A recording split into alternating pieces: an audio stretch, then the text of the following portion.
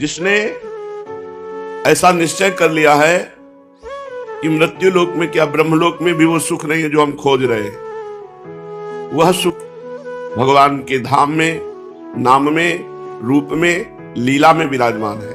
जब तक हम भगवत धाम का आश्रय और वास स्वीकार नहीं करते, निरंतर भगवान नाम जप नहीं करते, प्रभु के रूप का ध्यान नहीं करते, उनकी लीला चरित्र का गान और श्रवण नहीं करते, तब लगी कुशल न जीव कहूं, सपने हो मन विश्राम, जब लगी भजत न राम कहूं, शोक धाम तज काम। कामनाओं का पुंज है ये संसार। एक कामना पूर्ण होती बहुत सी खड़ी हो जाती है, और ये कामनाएं शोक का समुद्र हैं। था नहीं पा सकते, इतना शोक भरा हुआ है इन कामनाओं में। तो जब तक सुख धाम, प्रभु का नाम, प्रभु का धाम, प्रभु की रूप, प्रभु की लीला से हम नहीं जुड़ेंगे, तब तक हमारी मांग पूरी नहीं होगी। कोई कितना भी प्रयास कर ले, प्रकृति की मांग पूरी होने पर भी हमारी मांग पूरी नहीं होगी, क्योंकि हमारी मांग परमात्मा सुख है, ना कि प्रकृति सुख।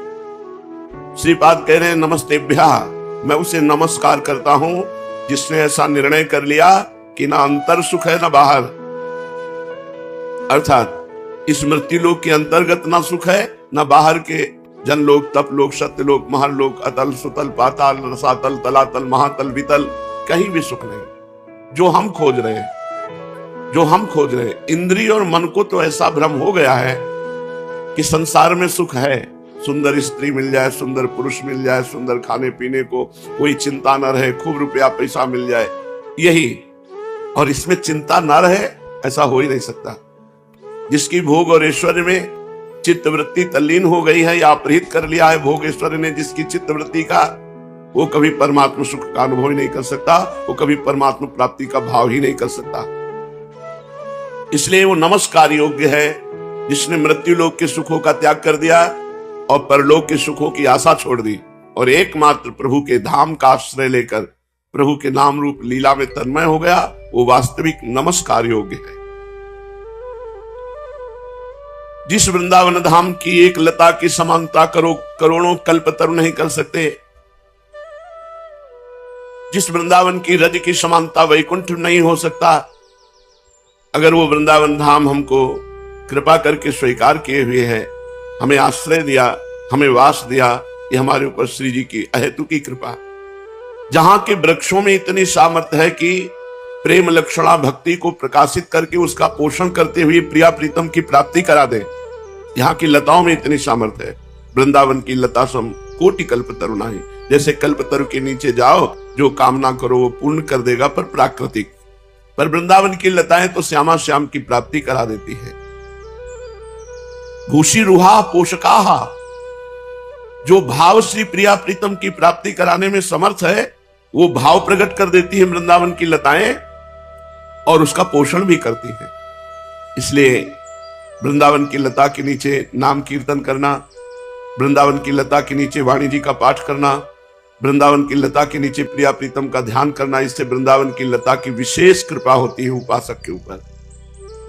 वो कोई भी लता हो, सब लता यहाँ ब्रह्म स्वरूप है, सब भगवत स्वरूप है। जहां की प्रेम लक्षणा भक्ति स्वयं नवयुवती रूप धारण करके आलिंगन करने के लिए तत्पर है, अर्थात यहाँ के वासी के हृदय में प्रेम लक्षणा भक्ति स्वयं प्रकाशित हो जाती है श्रीधाम वृंदावन की कृपा से। भक्ति सद्वनिता, जो भक्ति है ये साध्वी नारी की तरह उसके हृदय का वर्ण कर लेती है, जिस हृदय ने यह निश्चय कर लिया कि मैं अब अखंड वृंदावन वास करूंगा। तो सद्वनिता, साध्वी नारी की तरह भक्ति उसका आलिंगन किए रहती, अर्थात कभी एक क्षण के लिए भी उसके हृदय से प्रेम लक्षणा भक्ति दूर नहीं होती, जो श्रीधाम वृंदावन का आश्रय और वास स्वीकार कर लेता है। जहां हरिदास वर श्री गिरिराज जी महाराज विराजमान है, तो गिरिराज जी महाराज मूर्तिमान श्री कृष्ण वपु हैं। श्री कृष्ण का साक्षात स्वरूप है गिरिराज जी। गिरिराज जी का स्मरण, गिरिराज शिला का स्पर्श, गिरिराज जी की परिक्रमा, गिरिराज जी की तलहटियों की रज में लौटना, वहां बैठकर कीर्तन पद गायन वाणी गायन करना, ये साक्षात प्रिया प्रीतम की प्राप्ति का स्वरूप है। यत्र श्री हरिदास वर गणिता खट्टायमाना शिला, जो हरिदास वर श्री गिरिराज जी महाराज है, इनकी शिलाओं में बैठकर प्रिया प्रीतम प्रेम की बातें करते हैं। इन्हीं को सैया रूप में प्रयोग करके इन्हीं शिलाओं के ऊपर श्री प्रिया प्रीतम शयन करते हैं, खेलते हैं, क्रीड़ा करते हैं।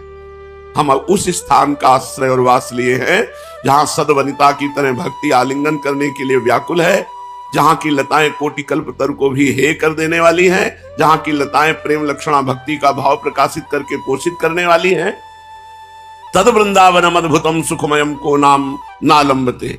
ऐसे अद्भुत सुख को प्रदान करने वाले वृंदावन का कौन आश्रय नहीं लेगा? वही नहीं लेगा जो दुर्भागी होगा।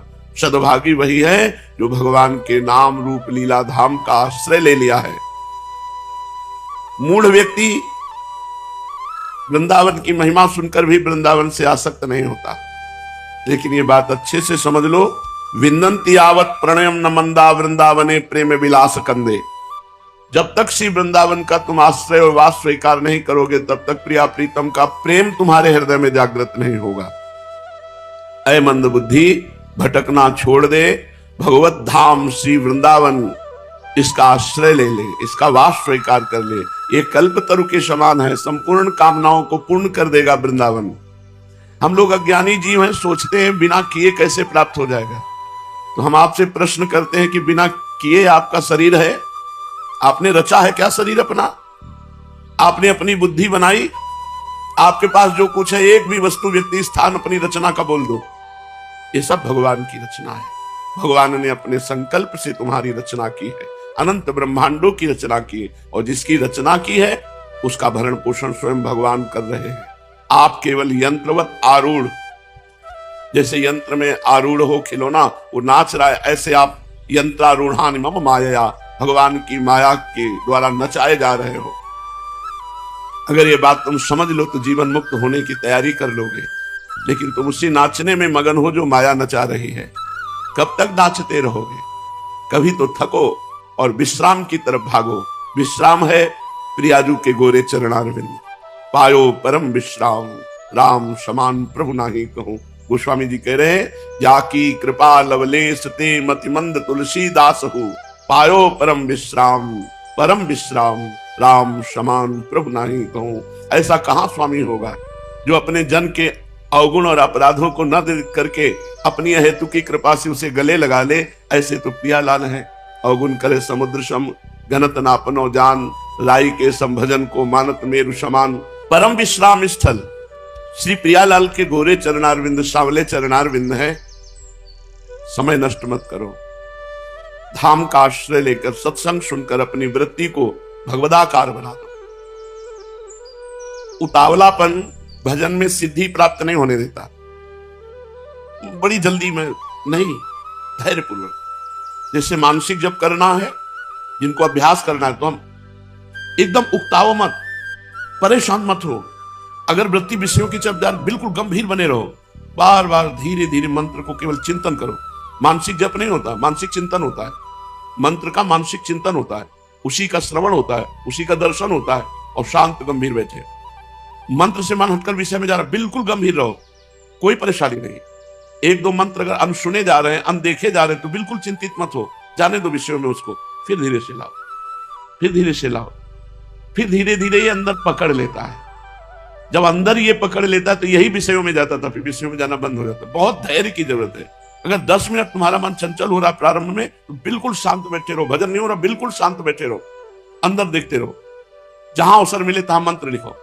जा रहा है बिल्कुल जाने दो, ना उबो, ना रोकने की चेष्टा करो, बस मंत्र की तरफ दृष्टि रखो।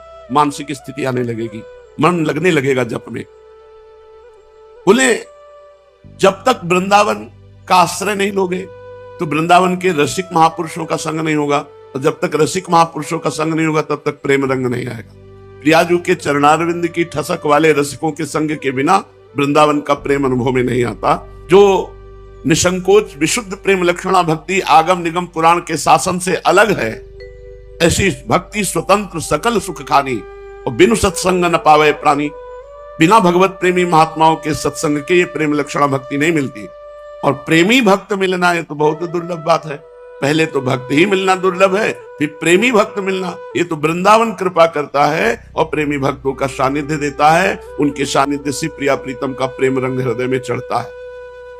इसलिए जहां सदवनिता की तरह आलिंगन करने के लिए भक्ति यहां व्याकुल है, जहां की एक एक लता कोटि कल्पतरु को हे कर देने वाली है, जहां की रज की समानता वैकुंठ भी नहीं कर सकता, ऐसे प्रेम लक्षणा भक्ति प्रदान करने वाले महामहिम श्री वृंदावन धाम का आश्रय और वास स्वीकार करके निरंतर भगवत चिंतन परायण हो। पूज्यपाद श्री सीताराम दास जी ओंकारनाथ महाराज, बड़े नाम प्रेमी महात्मा। ये देहाभिमान, मैं पुरुष हूं, मैं स्त्री हूं, यही तुम्हें बांधे हुए है अशुचि देह में, अपवित्र देह में। तू परम पवित्र है, पर तूने अपवित्र देह को अपना मैं मान लिया है। अनित्या, अशुचि और दुखा नाम, ये दुख प्रदान करने वाला देह, अपवित्र देह, अशुचि है, इस पर जो तुमने अभिमान कर लिया है, यही तुम्हारे जन्म मरण का हेतु है। नित्य सुखात्मा ख्याति अविद्या, ये अविद्या इस अनात्म शरीर में अभिमान करा करके दिव्य सुख से वंचित कर देते। जो दिव्य परमात्मानंद है, अभी आप उसकी कल्पना भी नहीं कर सकते कितना वो सुख है। वास्तविक सुख क्या है? जब सहज में मंत्र चलता है और मधुर मधुर रूप की झांकी होती है, उस समय ऐसा लगता है हे भगवान, हमारा ये दुर्भाग्य कब खत्म होगा कि मैं किसी को देखूं ना, किसी से बोलूं ना, रात दिन केवल आपके चिंतन में बना रहूं। हे प्रभु, मुझे ये सुख प्रदान कीजिए अपने चिंतन का। अभी जब हम नाम जप करते, चिंतन करते, तो एक पहाड़ जैसा, बोझा जैसा लगता है।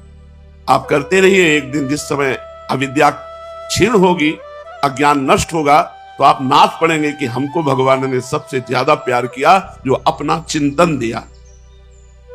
आपको भगवान प्यार करते हैं, इसकी पहचान जितना अधिक चिंतन जो करता है वही भगवान का प्यारा है। भगवान का प्यारा वही है, दुलारा वही है जो अधिक चिंतन भगवान का करता है। ये विषय सुख मिल जाना, रुपया पैसा मकान गाड़ी घोड़ा, ये सब मायाकृत है, ये सब भुलावा है।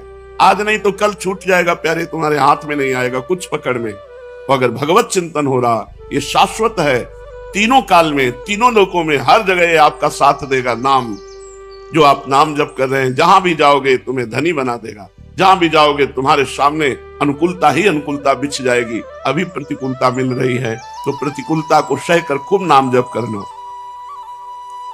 देह में आत्मा का भ्रम हो गया है, मैं का, ये मैं हूं।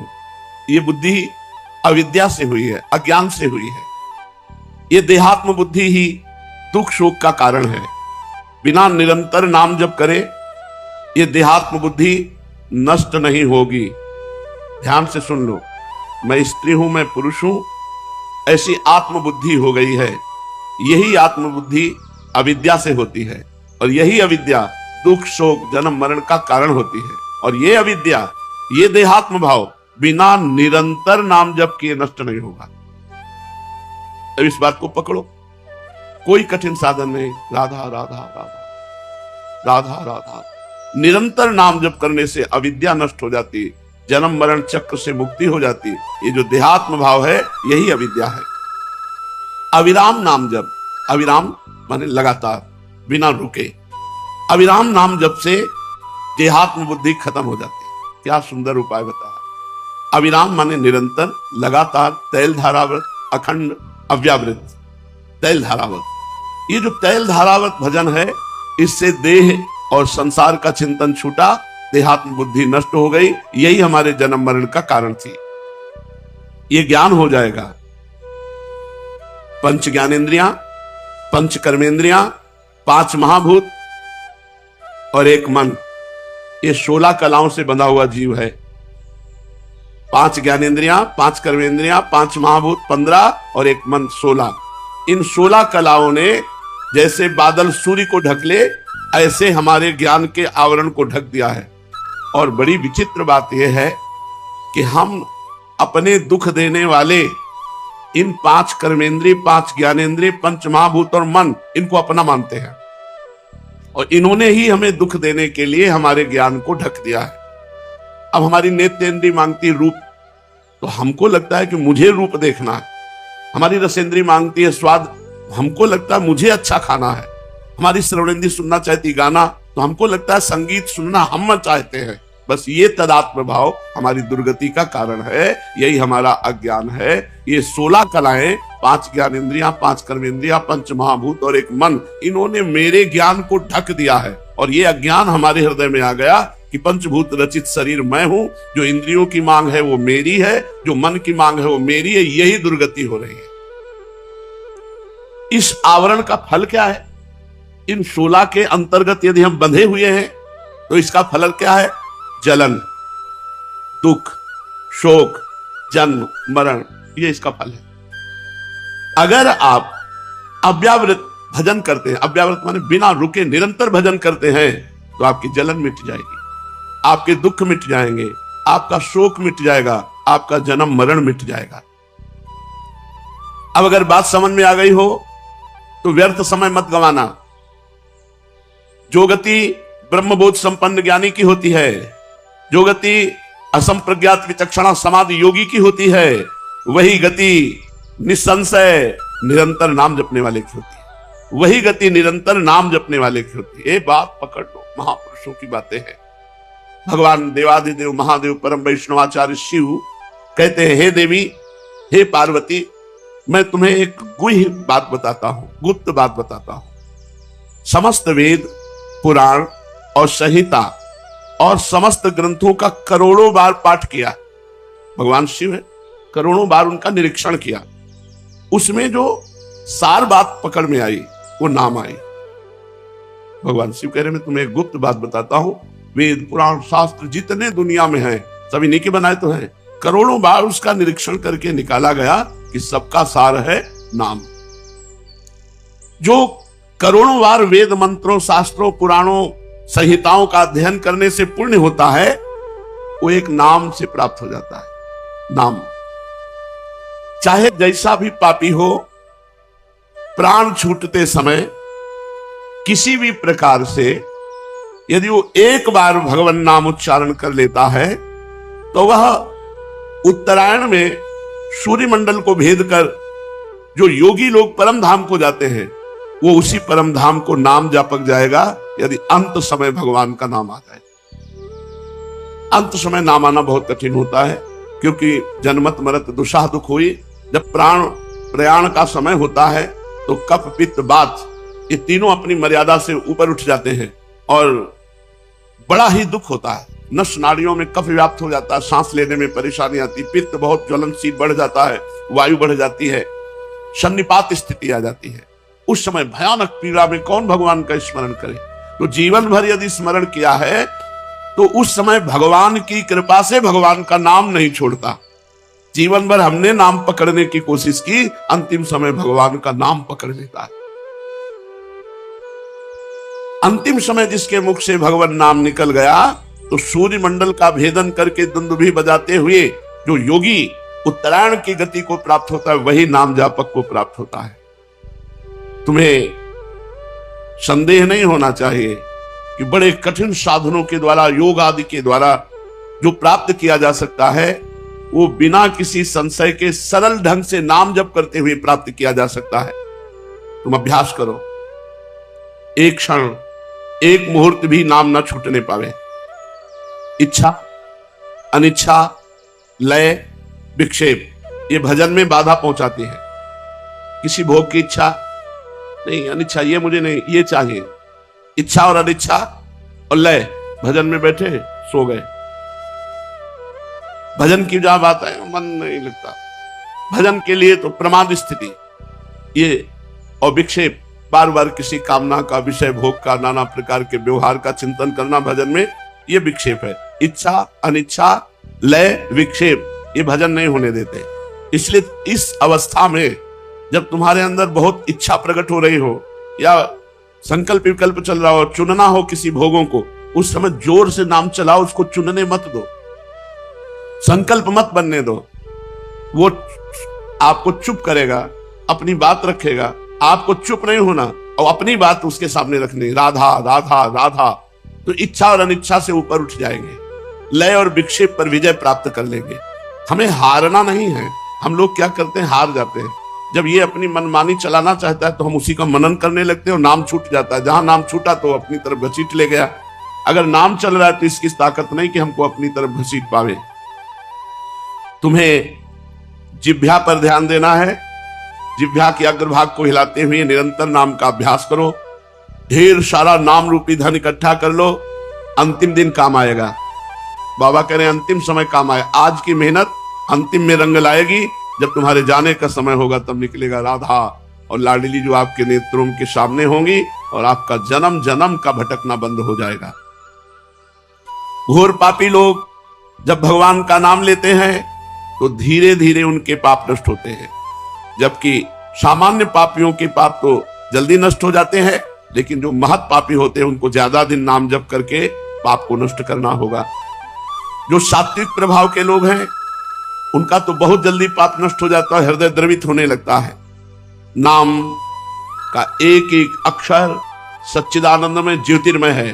जैसे रा बड़ा की मात्रा, धा बड़ा की मात्रा, बोले सच्चिदानंद में है, ये तेजोमय है, ये ज्योति बिंदु स्वरूप है। साधक आंख, नाक, रोम रोम में नाम को बसा ले। नाक में कैसे? नाक के तालू के स्थान पर एक ठसक से आवाज निकाली जाती है, श्वास की कटिंग करके। श्वास ले रहे हैं, उसको काट करके निकाल रहे हैं, चल रहा है नाम। जैसे आप कभी कोई गुनगुनाते हैं तो नाक से ही तो गुनगुनाते हैं, उसे और धीमा करो, आवाज बाहर न निकलने पर फिर गुनगुनाओ। तो कह रहे हैं आंख, नाम लिखा दिखाई दे रहा है, नाक उसकी ठसक से उच्चारण कर रहे हैं, कान वही हम सुन रहे हैं। आंख, नाक, कान, राई के समान भजन कर ले तो सुमेरु पर्वत के समान भजन मानते। इतने कृपालु हैं हमारे जुगल किशोर ठाकुर। चूक परे परिहरे न कबहू, चाहे जितनी बड़ी गलती हो जाए कभी त्याग नहीं सकते प्रिया प्रीतम। ऐसे अति उदार में भी सुंदर सूरत सुर सुकुमार, ऐसे उदार प्रिया प्रीतम है, चाहे जितनी चूक पर जाए वो कभी छोड़ नहीं सकते, कभी त्याग नहीं सकते। सब ही भांति दया के आगे, वो दया के घर, दया के समुद्र हैं। कभी चूक पर जाए, अपराध बन जाए, गलती हो जाए तो ये कभी नाराज नहीं। विमुख भये निमिषो ना कृपा ना अकृपा, जब चितए तब वैसे वैसे ही मुस्कुराते हुए दिखते। चूक परे परिहरे न कब, स्वभाव ऐसा है इनका। यही स्वभाव जो जान गया तो इनको कभी छोड़ नहीं सकता। बहुत करुणा समुद्र है। जो कह रहे हैं ध्रुवदास जी की, अवगुण करे समुद्र सम, गणत ना अपनो जान। अवगुण किया, अपराध किया, गलती करी, समुद्र के समान। वो मानते नहीं किसने गलती की, और छोटी सी सेवा राई के समान भजन को वो सुमेरु पर्वत के समान मानते। ऐसे उदार कृपालु हमारे ठाकुर जुगल किशोर जी। जय श्री भट्ट प्रगट त्रिभुवन में, प्रणतनि पोषण परम सुधाकर। प्रणतनि पोषण, जो शरणागत हो गया, हृदय से मान लिया मैं प्रिया प्रीतम को, सारी जिम्मेवारी प्रिया प्रीतम ले लेते, सारा भार ले लेते, योगक्षेमम वहां में हम। जय श्री भट्ट प्रगट त्रिभुवन में, त्रिभुवन में वो प्रकाशित है, वृंदावन में यही खेल रहे हैं। बस शरण हो जाओ, नाम जप करो, नेत्रों का दोष हटे त्रिगुणमयी माया का, तो आपको प्रगट दिखाई देंगे। प्रणतनि पोषण परम सुधाकर, परम अमृत से तृप्त कर देंगे, लीला अमृत रूपा अमृत आदि से। आप केवल इनके चरणों का आश्रय ले, कभी गुस्सा नहीं होते हमारे प्रिया, स्वभाव ही नहीं है। बहुत लाडले हैं राधा मोहन, बहुत शांत गंभीर दुलारे, क्या क्या वर्णन करे, सब अधूरा वर्णन ही है, पूरा तो जाने मोरी छाती, शब्द ही नहीं है कि वर्णन किया जा सके। अनायास सहज ही जुति पाई सुकृत सुमाल, लग लगाए जग जिहि जपे मन बच राधा लाल। राधा लाल श्री प्रिया प्रीतम का खूब नाम जप, खूब सेवा, खूब लीला गायन, इन्हीं के प्रति अनन्यता। अब हमको चिंता नहीं है, क्योंकि मोहन ब्रजभूमि, मोहन वृंदावन, मोहन श्री प्रिया प्रीतम और मोहन उनकी केली, वाणी के द्वारा हम केली का गायन करें तो हमारे चित्त का मोहन हो जाएगा, हमारा चित्त मोहित हो जाएगा प्रिया प्रीतम के नाम रूप लीला धाम में। तो वो स्थिति प्राप्त होगी जिस स्थिति की बड़ी बड़े योगी मुनिजन आकांक्षा करते रहते। मोहन वृंदारण्ये मोहन कुंजेषु मोहन कृत्या, मोहन राधा कृष्ण मोहन केली सदा भजत। राधा दास्य लसद वपुर निशम, राधा पद सेवी अंतस्तोषित राधा रसिको राधा वने सदा निवास। जो राधावन श्री वृंदावन में कुछ ही क्षण वास कर ले, कुछ ही दिन वास कर ले, धन्याति धन्य। और मनुष्य शरीर मिलकर कुछ ही समय प्रिया प्रीतम की सेवा में कोई सेवा मिल जाए, बड़े सौभाग्यशाली। थोड़ी सोहनी लगा दी, पोछा लगा दिया, 4 पुष्प एकत्रित कर दिए, कोई सेवा बन जाए। प्रिया प्रीतम की सेवा, राधा दास्य, राधा पद सेवन, राधा वनवास, तो राधा रसिकों के संग से निश्चित राधा लाल की प्राप्ति हो जाएगी। प्रिया प्रीतम ऐसे दर्शन देते हैं जैसे हम आपको देख रहे हैं, आप हमें देख रहे हैं। ऐसी ये बातें नहीं कि कोई भावना में देखा और मान लिया कि भगवत साक्षात्कार हो गया। प्रगट वपु, प्रगट वार्ता, प्रगट इशारे, प्रगट सेवा, प्रत्यक्ष अनुभव होता है उपासक को जब इनके सिवा कोई अन्य नहीं होता। अनन्य भाव और पूर्ण समर्पण, तो प्रगट, स्पर्श, संभाषण, दर्शन, ये सब प्रगट प्राप्त होता है। इसलिए धन्य है उनका जीवन जो राधा वन में वास करते हैं, राधा चरणों की उपासना करते हैं, राधा सेवा सुख में निमग्न रहते हैं, तो उनको राधा लाल की निश्चित प्राप्ति होती है। देखो, गर्भस्थ शिशु पर बड़ा प्रभाव पड़ता है। यदि आप सांसारिक बातें, गंदा भोजन अपवित्र पाएंगे, अपवित्र बातें करेंगे, अपवित्र क्रियाएं करेंगे, तो वो सब बालक पर प्रभाव पड़ता है। जिस दिन से गर्भस्थ शिशु हो जाए उस दिन से माता पिता को ब्रह्मचर्य रहना चाहिए, सात्विक भोजन पाना चाहिए, नाम कीर्तन, नाम जप और भगवत कथा वार्ता करनी चाहिए। ये जो व्यभिचार प्रवृत्ति से युक्त जन है, तो बालक में गंदे संस्कार और उनके शरीर के अंगों पर गलत प्रभाव पड़ता है। जब बालक गर्भ में आ जाए तो माता पिता को उसी दिन से ब्रह्मचर्य धारण करना चाहिए और ये चरफरे, खट्टे, तमोगुणी, बासी भोजन, अपवित्र भोजन, इसका त्याग कर देना चाहिए। ब्रह्मचर्य से रहे, पवित्र भोजन पावे और रोज कथा सुने भगवान की, चाहे रामचरितमानस, श्रीमद् भागवत, महापुराण या और भी ग्रंथों की चर्चा, तो बालक बड़ा संस्कारी राष्ट्र भक्त होगा। देखो, गर्भस्थ शिशु पर प्रभाव पड़ा अभिमन्यु जी। उत्तरा के गर्भ में थे, अर्जुन जी उपदेश करते तो 6 द्वार भेदन चक्रव्यूह की गर्भ में ही सीख गए थे। यहाँ गर्भस्थ शिशु प्रहलाद जी पर प्रभाव पड़ा। रोज नारद जी भगवान की महिमा, भगवान की भक्ति, भगवान की कृपा की चर्चा करते, ऐसा लगता कयाधु को सुना रहे, पर लक्ष्य था प्रहलाद जी। तो गर्भ में ही प्रहलाद जी भगवान की महाप्रेममयी भक्ति से युक्त हो गए थे। हे दैत्य बालको, यदि तुम लोग मेरी इस बात पर श्रद्धा करो तो वो ज्ञान तुमको भी हो सकता है।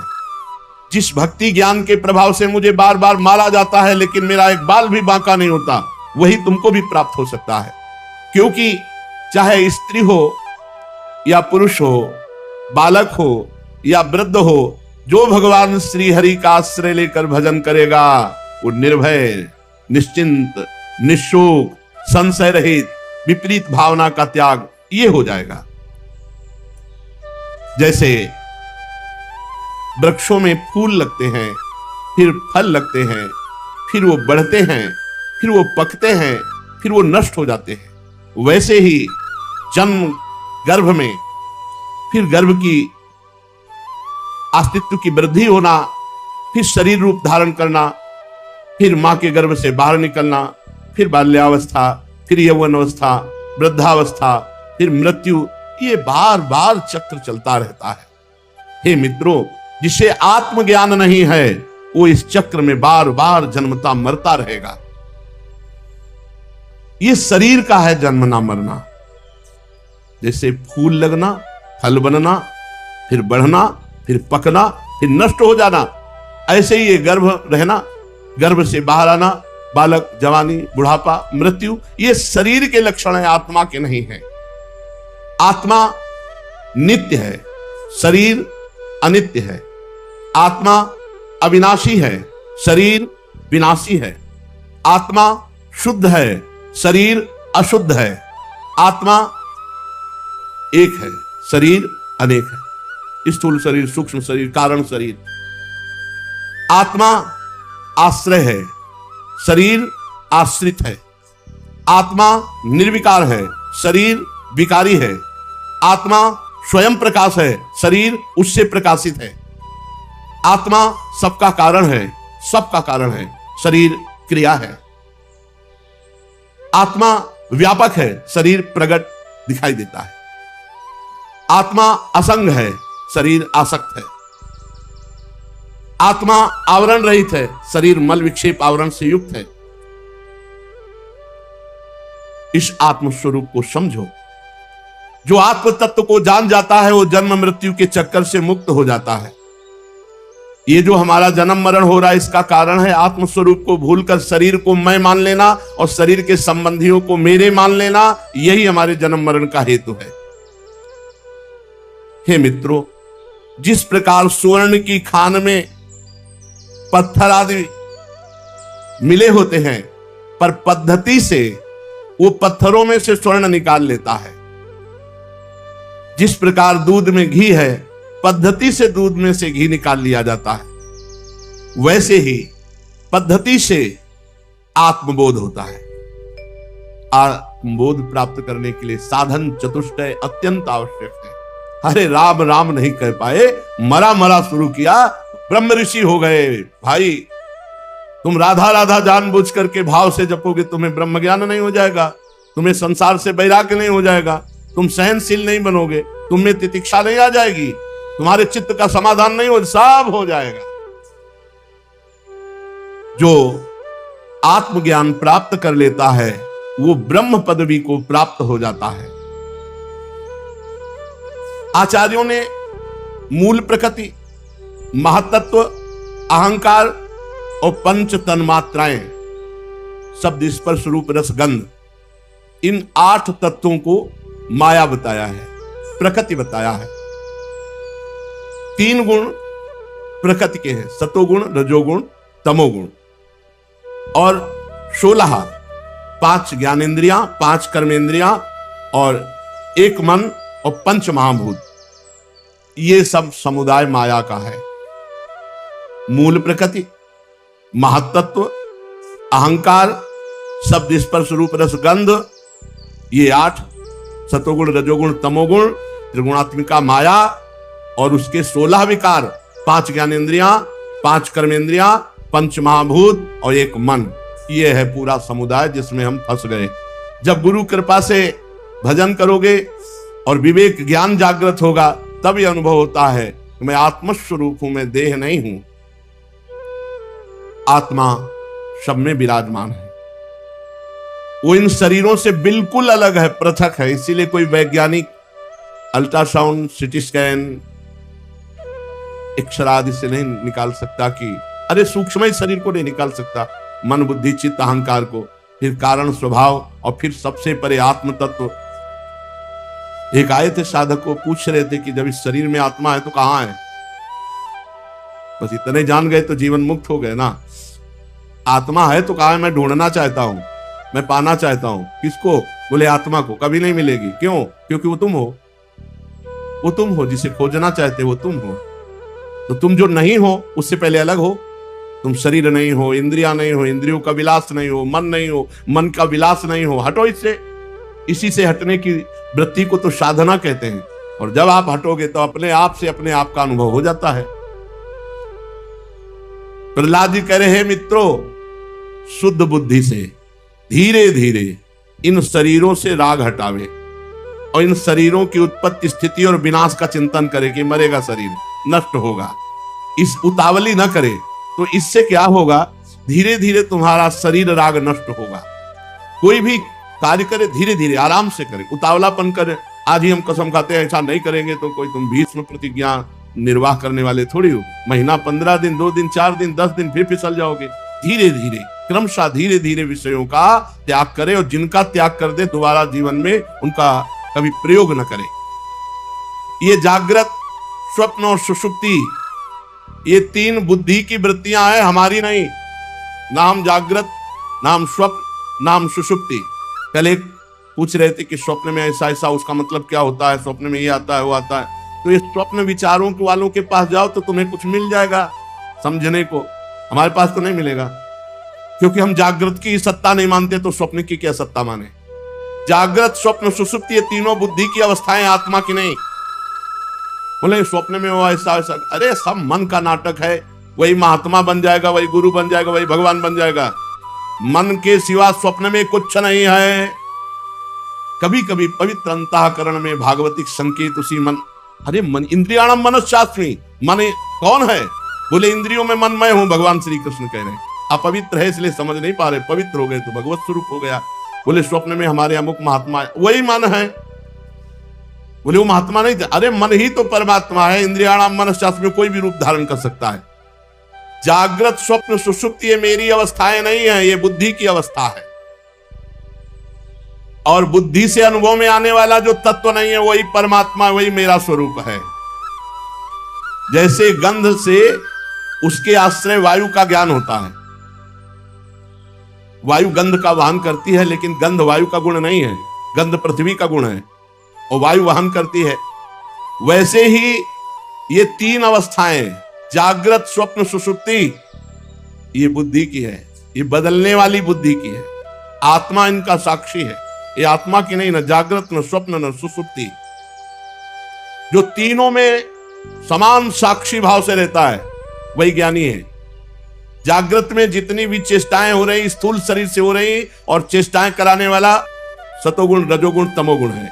गुणानुगुण वर्तन्ते मनुष्या पार्थ सर्वसा। और जो स्वप्न है वो एक मन जो निद्रा में नहीं डूबा, वो प्रपंच रच देता है, अच्छा बुरा जैसा सुखद दुखद। और जो सुषुप्ति है उसमें बुद्धि भी लीन हो जाती है, गाढ़ सुषुप्ति में बुद्धि भी लीन। लेकिन मैं सोया, ये बोध किसको रहा?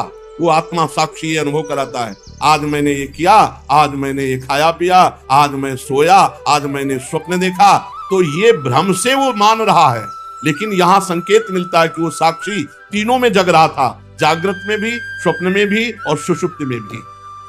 जो शरीर राग मिटा देता है, कर्मों का कर्ता भाव मिटा देता है, भोक्ता भाव मिटा देता है, तो इसे ही योग कहते हैं। दूसरे शब्दों में इसे ही भगवत प्राप्ति कहते हैं, इसे ही परमात्मा से मिलन कहते हैं। यूं तो इन त्रिगुणात्मक कर्मों की जड़ उखाड़ फेंकने के लिए, बुद्धि वृत्तियों का प्रवाह बंद कर देने के लिए वेदों में, शास्त्रों में, पुराणों में बहुत से साधन बताए गए हैं, पर सर्वश्रेष्ठ साधन है भगवान श्री हरि का स्मरण, नाम जप, उनकी सेवा। पकड़ लो।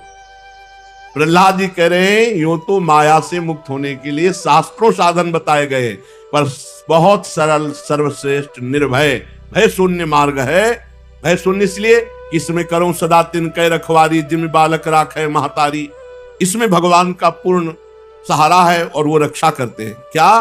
खूब नाम जप करो और सर्वशक्तिमान भगवान की सेवा, उनका आश्रय, उनके लीला गुणों का श्रवण। इससे शुद्ध होकर बुद्धि आत्म स्वरूप का बोध हो जाता है। बुद्धि शुद्ध हुई तो जैसे दर्पण साफ हुआ तो अपना प्रतिबिंब दिखने लगा, ऐसे अनुभव होता है आत्म स्वरूप का। बुद्धि वो ऐसी प्रवीण ज्ञानमयी हो जाती है, ज्ञान नेत्र प्रकाशित हो जाते हैं, उन्हीं नेत्रों से आत्म स्वरूप का बोध होता है। ये कैसे किया जाए कि हमारा निरंतर भजन बने, हरिचरण आश्रय दृढ़ हो जाए, बुद्धि शुद्ध हो जाए? तो कह रहे अपने को जो कुछ प्रारब्धानुसार मिल जाए भगवान को समर्पित करके उसका प्रयोग करना। प्रसादी करके ही, चाहे जल पीना हो, चाहे वस्त्र, चाहे भोजन, कुछ भी प्रसादी ही होना चाहिए। भगवत प्रेमी महात्माओं का सत्संग नित्य सुनना चाहिए, नित्य सत्संग। और भगवान की आराधना में भगवान की कथा वार्ता सुनना, भगवान के गुणों का गायन करना, भगवान के नाम कीर्तन करना, भगवान का नाम जप करना, इस साधनों का अनुष्ठान करते करते हृदय पवित्र हो जाता है, भगवान में प्रीति हो जाती है और भगवान की कृपा से तत्व ज्ञान हो जाता है। सर्वशक्तिमान भगवान श्री हरि समस्त प्राणियों में विराजमान है। ऐसे साधन करते करते तुम्हें अनुभव होने लगेगा सब में भगवान विराजमान है। सबका सम्मान करो, किसी का भी अपमान मत करो, सब में भगवान विराजमान है। उपासक एव निर्जित षड्वर्गैः क्रियते भक्तिरीश्वरे, वासुदेवे भगवती यया संलभते रतिम। काम, क्रोध, लोभ, मोह, मद, मत्सर, ये 6 भारी शत्रु हैं। एवं निर्जित षड्वर्गैः क्रियते भक्तिरीश्वरे। 6 शत्रुओं पर विजय प्राप्त जब तक नहीं होती तब तक न वो ज्ञानी है और न भक्त है। सड विकार जित अनघ अकामा, निष्कामता आ गई, निष्पाप हो गया, 6 शत्रुओं पर विजय प्राप्त कर ली, भगवान हृदय में प्रकाशित हो गए। जो सब में भगवान विराजमान देख रहा है वही साधु है। जो काम क्रोध लोभ मोह मद मत्सर इन पर विजय प्राप्त कर लिया वही साधु है। जो भगवान की भक्ति में मगन रहता है, खूब नाम जप करता है, वो इन दोषों पर विजय प्राप्त कर लेता है। उसे वासुदेवे भगवती यया संलभते रतिम, भगवान श्री कृष्ण में अनन्य भक्ति, प्रेममयी भक्ति, प्रेममयी अवस्था प्राप्त हो जाती है। किनको? जो गुरु का आश्रय लेकर उनकी प्रेम पूर्वक सेवा करते हैं, अपने को जो कुछ मिल जाए सब भगवत प्रसादी करके भगवान को अर्पित करके प्रयोग करते हैं, भगवत प्रेमी महात्माओं का रोज सत्संग करते हैं, भगवान की आराधना में भगवान की लीला कथा सुनना, गुण कीर्तन करना, नाम कीर्तन करना, नाम जप करना, सब में भगवान का दर्शन करना और 6 विकारों पर विजय प्राप्त कर लेना, इससे भगवान के चरणों में अनन्य प्रेममयी स्थिति प्राप्त होती है।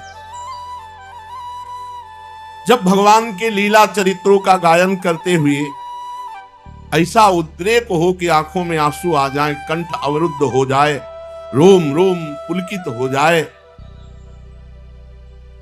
संकोच छोड़कर जोर जोर से भगवान के नाम को चिल्ला चिल्ला कर गाना, नाचने लगना, वो ग्रहग्रस्त पागल की तरह कभी हंसता है, कभी रोता है, कभी नाचता है, कभी भगवान की भावना में लोगों के चरणों की वंदना करता है, भगवान में तन्मय हो जाता है, बार बार लंबी सांस खींचता हुआ हे हरि, हे गोविंद, हे जगतपते, हे नारायण ऐसा पुकारने लगता है। तो भक्ति योग के महान प्रभाव से उसके सारे कर्म बंधन छिन्न भिन्न हो जाते हैं और वो भगवत स्वरूप हो जाता है। जन्म मृत्यु कराने वाले कर्म बीज भस्म हो जाते हैं, वो जीवन मुक्त हो भगवान को प्राप्त कर लिया। भाइयों, ये संसार एक अशुभ दलदल है, यहां जो फंस गया उसे केवल भगवान निकाल सकते हैं बस। लेकिन मरा, बार बार जन्मा मरा, यहां से बचने का एकमात्र उपाय भगवान स्वयं कह रहे, दैवी हेषा गुणमयी मम माया दुरत्तया मामेव ये प्रपद्यन्ते माया में ताम तरन्ति ते। जो मेरी शरण में आ गया बच गया। भगवान एकमात्र भगवान बचा सकते हैं, इस माया दलदल से एकमात्र भगवान बचा। इसीलिए हमारी प्रार्थना है, जिस सभा में, जिस संगोष्ठी में, जिस उपदेश में, जिस संघ में भगवान के नाम रूप लीला धाम की चर्चा न हो, भगवान के आत्मस्वरूप की चर्चा न हो, कभी मत सुनो, कभी मत संग करो। सब मायाकृत है, बिना भगवान के नाम के कोई नहीं तर सकता। विनिश्चितम बदामि तेन अन्यथा वचांस में हरिम भजन्ति।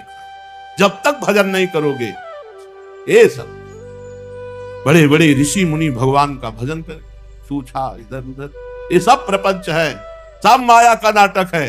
किसकी सामर्थ है, किसकी सामर्थ है? जब वशिष्ठ जैसे महापुरुष भी कह रहे, सुनो भरत भावी प्रबल, बिलख कहो मुनिनाथ, हानि लाभ जीवन मरण जस अपजस भी ध्यान। ये आज संसार के कर्म चक्र को बदलने का ठेका लेते हैं लोग। एकमात्र इस दलदल से केवल श्री भगवान निकाल सकते, केवल श्री भगवान। अगर भक्तजनों की महिमा गाई गई तो इसी बात की, वो भगवान के नाम में, रूप में, लीला में, चरणों में रति प्रदान करते हैं। निकालने वाले श्री भगवान ही है, कोई दूसरा ऐसा नहीं कि निकाल सके। जिन्होंने फंसाया वही छुड़ा सकते हैं, किसी की सामर्थ्य नहीं। इसलिए हे मित्रों, प्रहलाद जी कह रहे हैं, इस संसार चक्र को मिटा देने वाले श्री भगवान का आश्रय लो और उनका भजन करो। तुम लोग अपने हृदय में ही देखो, हृदयेश्वर भगवान बैठे हुए हैं, उन्हीं का भजन करो। असुर कुमारों, अपने हृदय में ही आकाश के समान नित्य विराजमान भगवान का भजन करने में कौन सा परिश्रम की बात है? कौन सा रुपया खर्चा हो रहा है? राधा राधा कृष्ण कृष्ण हरि हरि कहने में क्या परेशानी हो रही? लेकिन पापवंत कर सहज स्वभाव, भजन मूर्ति भावन काऊ, जो पे दुष्ट हृदय सोई होई, मोरे सन्मुख आओ की सोई। ये पाप आचरण बन गए, भजन में रुचि नहीं, नाम जप नहीं कर सकते। नौटंकी नाटक में बड़ा विश्वास है। अरे विश्वास कीजिए, आप धैर्य पूर्वक समझिए। भगवान धन्वंतरी रूप लेकर के आयुर्वेद का प्रकाश किया, रोगों की निवृत्ति के लिए औषधि रूपी प्रायश्चित है। बड़े बड़े रोग हैं तो डॉक्टर हैं, औषधियां हैं। मंत्रानुष्ठान स्वयं करके, सकामता पूर्वक मंत्रानुष्ठान करके कुछ मात्रा में अपने प्रारब्ध को, वो भी जो हल्का है, उसे दबाया जा सकता है। प्रबल प्रारब्ध को कोई तपस्या के द्वारा भी नहीं रोक सकता। नहीं, तितली की गुदा में कांटा डालने के कर्म का प्रारब्ध जब बना तो सूली पड़ी थी मांडव्य ऋषि के, और वहां जैसे छोड़ दिया था वैसे काटी गई।